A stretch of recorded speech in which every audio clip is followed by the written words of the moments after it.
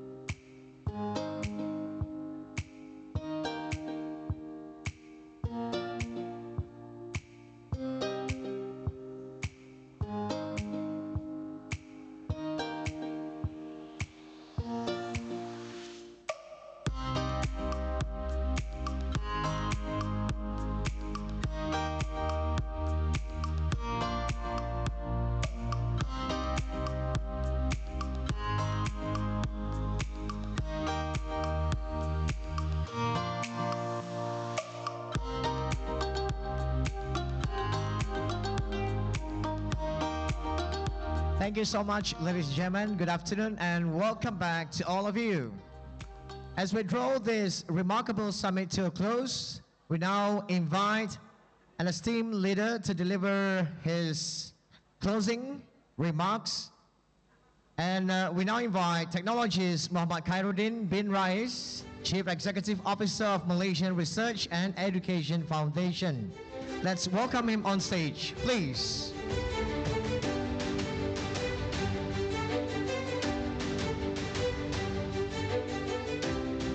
Thank you very much. Assalamualaikum warahmatullahi taala wabarakatuh. Salam sejahtera. Thank you all for being here. So I promise that I won't take too long because wrapping up is supposed to be very fast. So I will try to make it in less than 30 minutes or a maximum of 30 minutes. Or if there's any question and answer, then we can proceed further, inshallah. So, can we switch to the slide mode, please?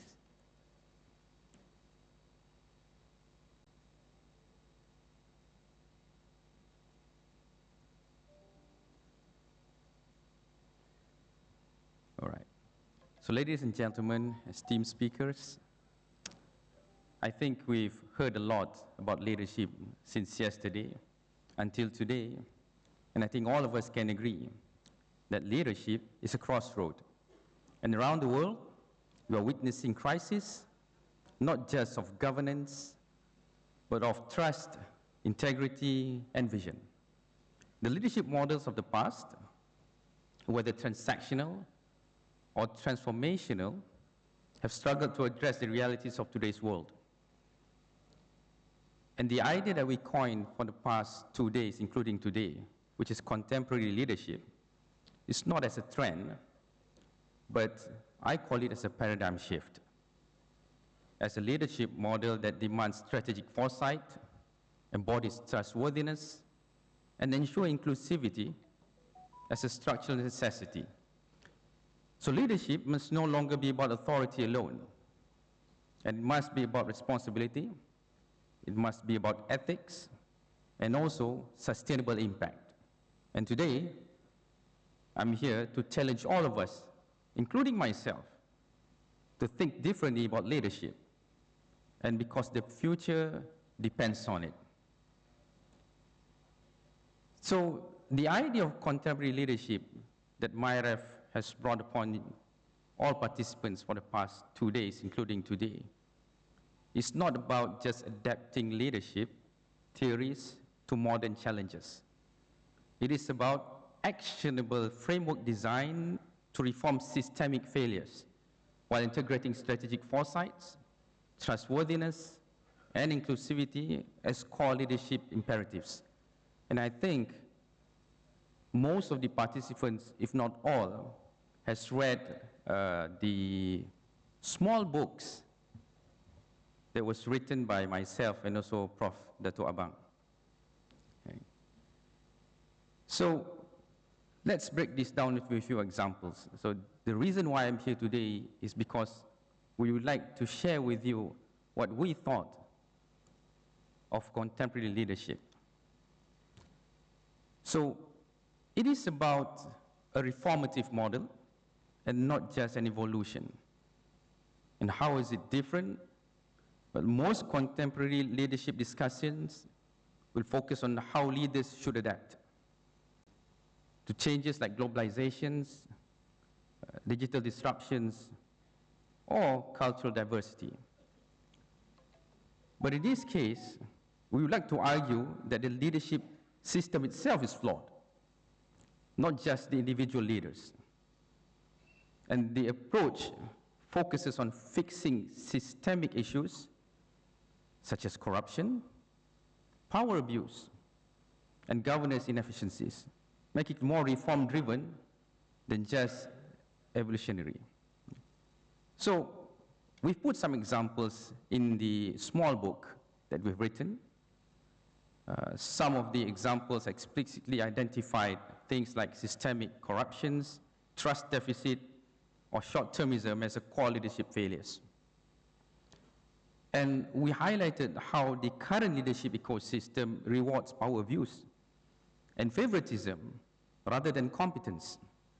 And instead of merely advising leaders to be more acceptable, we are proposing that leadership structures must be redesigned to uphold ethical governance and inclusivity. So some examples. In many corporations, promotions and decision-making are often influenced by political connections or loyalty rather than actual competence. And we also argue inside our writings that contemporary leadership must actively dismantle these hierarchies by embedding integrity and transparency into leadership structures, not just expecting individuals to act ethically, but the system itself. And then we talk about the trustworthiness concept, and in this book, we wrote about the context of Al-Amin, or trustworthiness, which is a foundation of leadership. So we can see that many leadership models emphasizes trust as an outcome of good leadership behavior. But we flip this idea. We actually mention that trustworthiness must be a fundamental requirement of leadership, not just a byproduct. An example that we gave, we are stressing that the global leadership crisis stems from a lack of ethical and moral integrity. And we also mentioned that leaders should not just gain trust through performance, but must embody trustworthiness from the start. So it has to start from within. And this concept is drawn from Islamic leadership values, which we call Al-Amin, meaning trustworthy, emphasizing that ethical responsibility must be deeply ingrained in leadership practices. Some example, a corporation leaders may be competent in decision making, but if they engage in unethical dealings, even if it brings profit to the corporations, they are fundamentally unfit to lead. And contemporary leaders should require leaders to pass an ethic and integrity threshold before assuming leadership positions, rather than waiting to see if they behave ethically later, after they gain power. Another one is strategic foresight. I mean, we've mentioned about this a few times, even the Premier mentioned it inside his speech. Well, in our case, we are looking at strategic foresight as leadership as a long-term systemic change. How is it different from the models before? So many leadership models discuss adaptability, but rather focus on long-term strategic planning as a strategic necessity or leadership necessity. And in our case, we make strategic foresight a core element of contemporary leadership. Means leaders must be able to predict future risk and opportunities rather than just react to them. And some examples that we gave, strategic foresight has to have, leaders with strategic foresight has to have the ability to navigate long-term risk, align leadership actions with sustainability, and anticipate systemic disruptions. And we basically mentioned as well that leaders who only focus on short-term goals, like, for example, immediate profits or temporary political gains, contribute to leadership failures. For example, we have leaders that focuses on short-term economic growth metric without considering long-term national sustainability.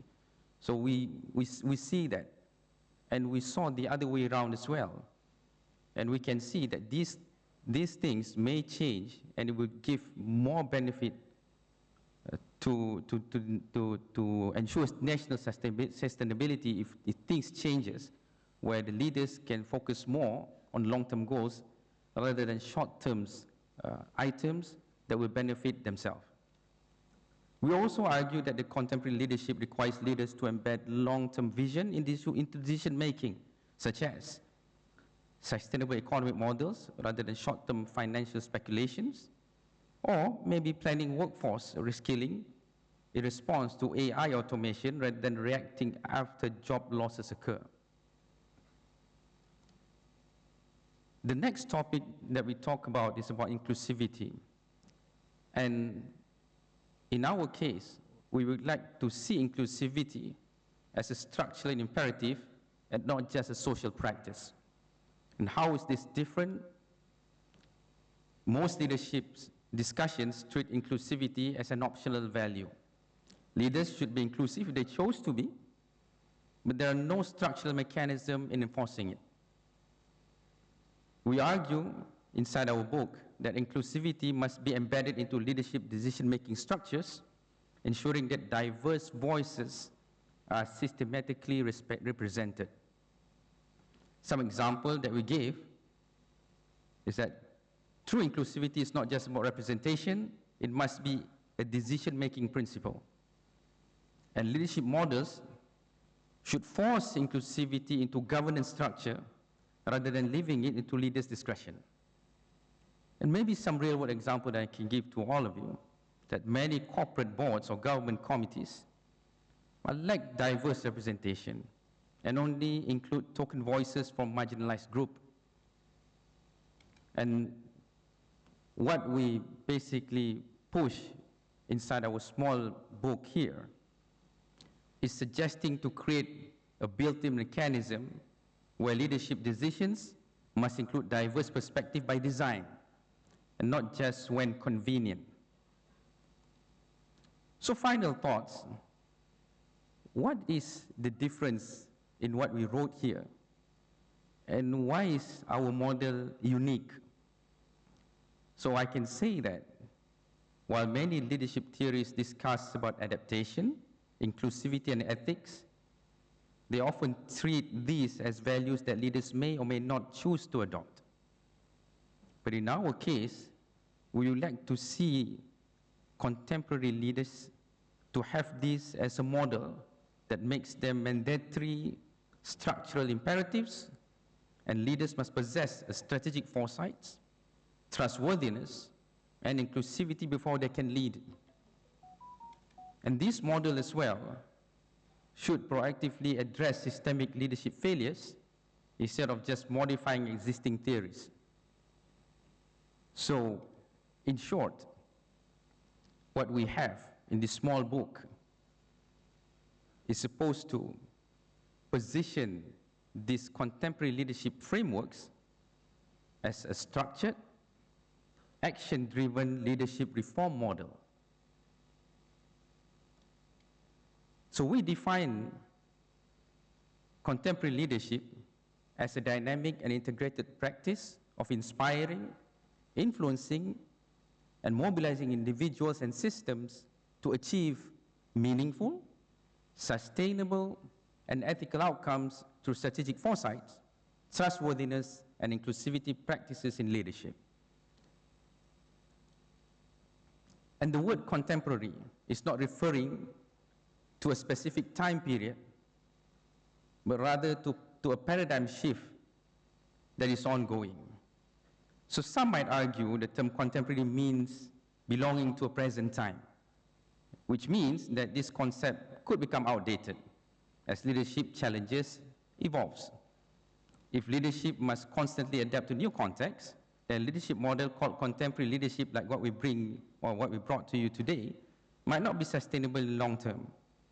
But my counter-argument is the word contemporary in this case is not referring to a specific time period, but rather, I would say, to a paradigm shift that is ongoing.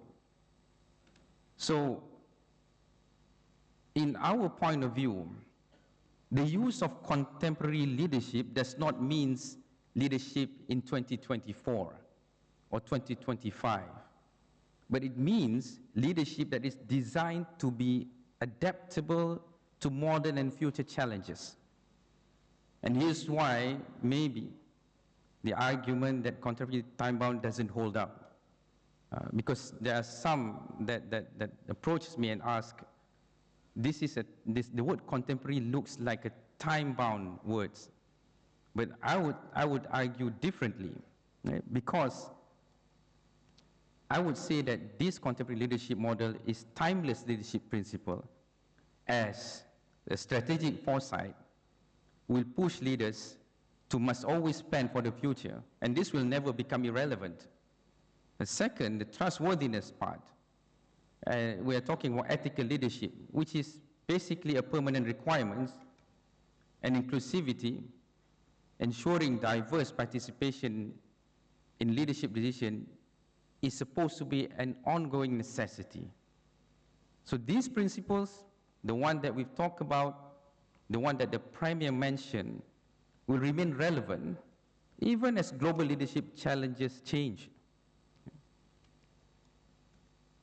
And another thing that we impose is contemporary leadership is a response to a systemic failure, and it's not just supposed to be a trend. And contemporary leadership model that we brought is not just a reaction to current trends, but it is a response to fundamental systemic leadership failures. And we know about these failures. It's an open secret. For example, corruption, trust deficit, governance inefficiencies, they are not too unique, and it is basically across the board since the early days. And as long as leadership system remain flawed, the need for contemporary leadership will persist. That's what we have in mind. And we basically mentioned this in our book, and you can refer to section 6.1, Leadership Crisis Rooted in Systemic Failures. And we basically elaborated a lot of points inside this section. And contemporary leadership model is an evolving leadership framework and not just a fixed doctrine. So when we push the idea of contemporary leadership, we are not looking just this year or next year. We are looking at an evolving system, and evolving ideas. And we must push at least the 3 pillars to be embedded in our life and also in all the decisions making that we do. Talking about strategic foresight, talking about trustworthiness, and also talking about inclusiveness in every single thing. So the question is, does the name contemporary needs to change in the future? I would say maybe, or possibly, just like how transformational leadership coined by Burns in 1978, and servant leadership by Greenleaf in 1977.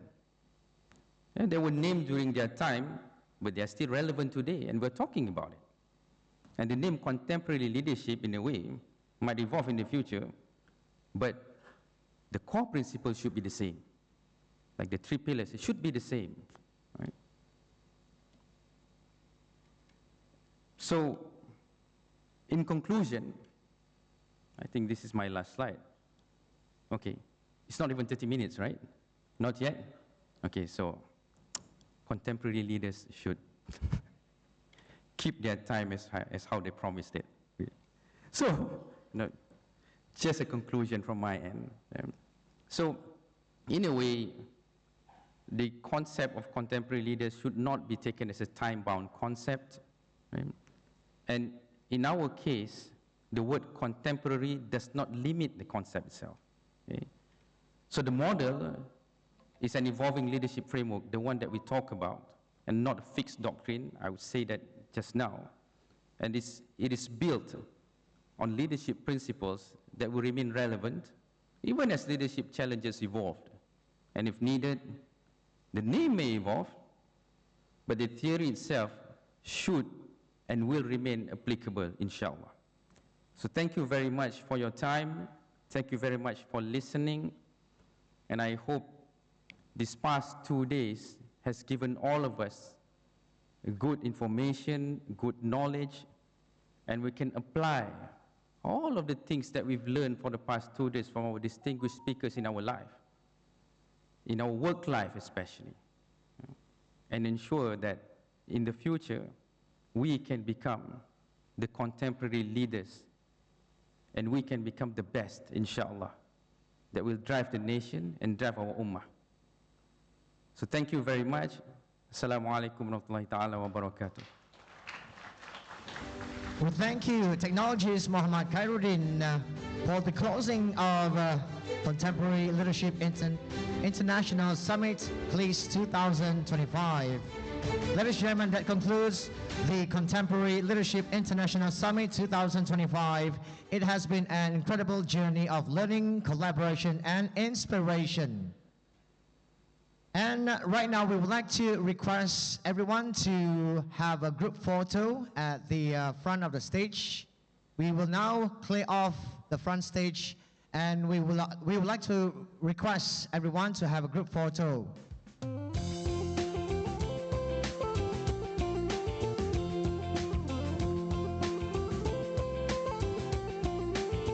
Can we have the backdrop?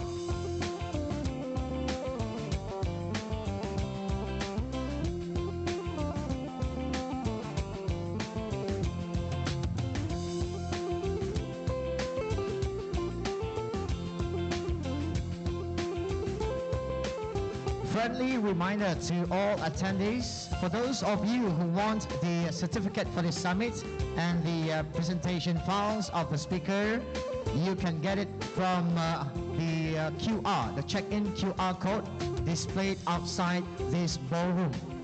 The same QR that you scanned this morning. The organizer will also email the certificate and link to the files to your email address that you use to register for this summit.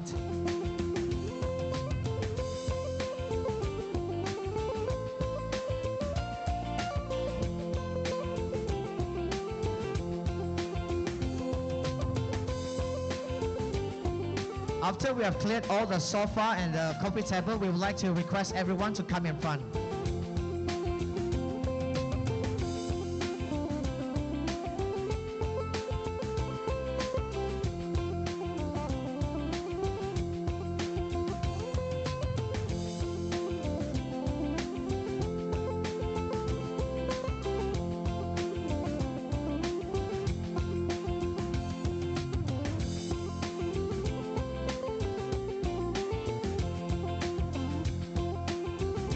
Can we have some more committee members to help clear up the coffee table?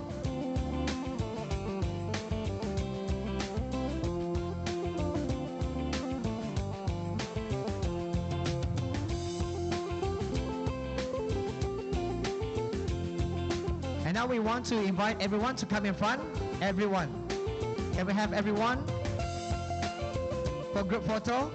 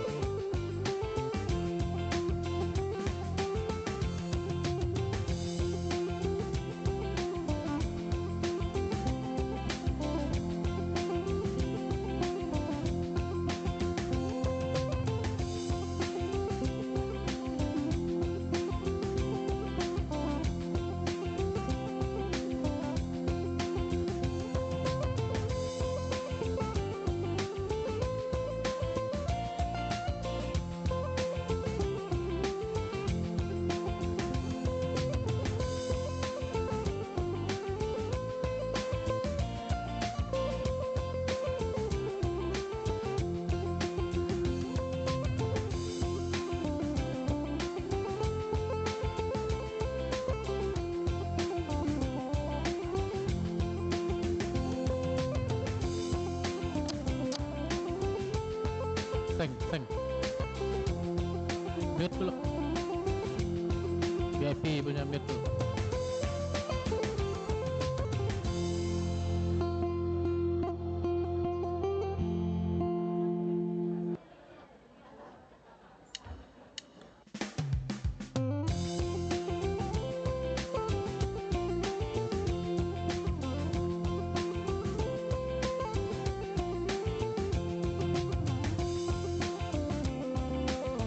We still have some spots on the stage. Kindly make yourself over to the stage.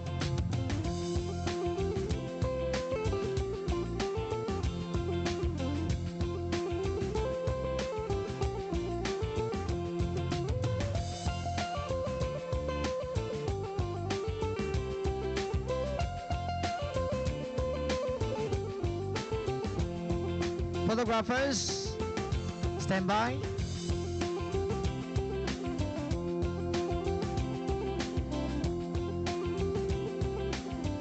Can we clear this? Can we clear this video camera?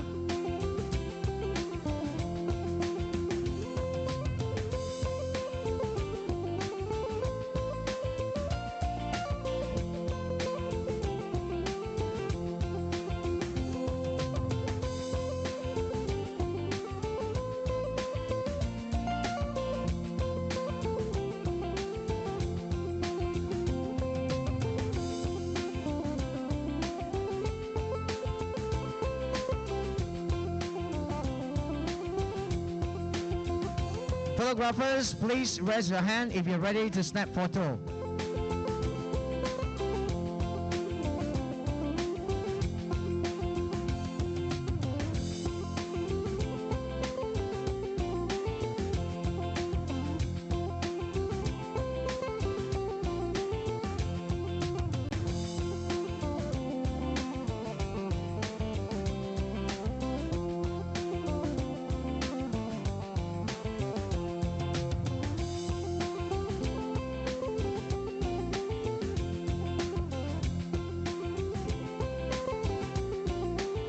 Everyone, please hold your position with a smile. A lot of cameras in front of you.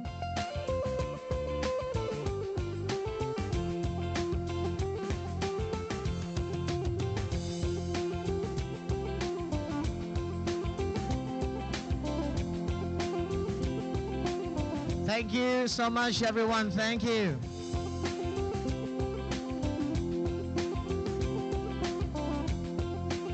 Kindly refer to the photographers in front. How to get? Maybe you can ask from the committee member. The committee perhaps will email it to you.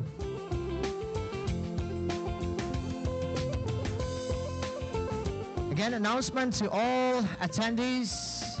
For those of you who want the certificate for the summit and the presentation files of the speakers, you can get them from our check-in QR. The QR code displayed outside the ballroom. The same QR that you scanned this morning. Additionally, the organizer will also email the certificate and link to the files to your email address.